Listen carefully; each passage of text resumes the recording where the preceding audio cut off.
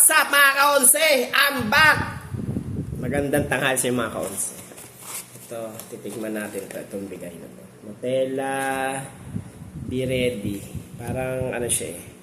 Makapal siya ngayon. Meron siya Nutella sa loob. Tapos parang tinapay.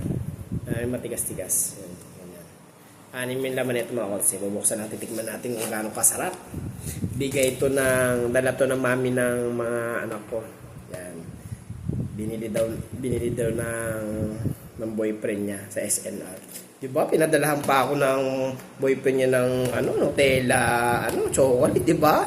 Ganun ako kalakas mga ka-onse sa boyfriend niya. Joke lang mga ka-onse, joke lang. Titigman na natin mga kasi kung masarap.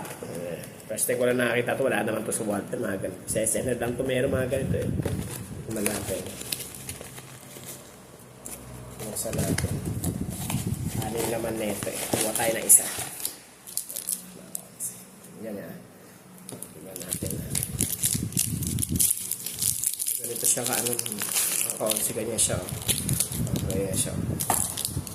Para siya, yung matigas na tinapay na, hindi naman sobrang tigas na mayroong Nutella sa loob. Tignan natin na.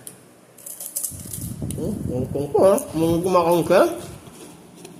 Ma'am, ito. Sarap!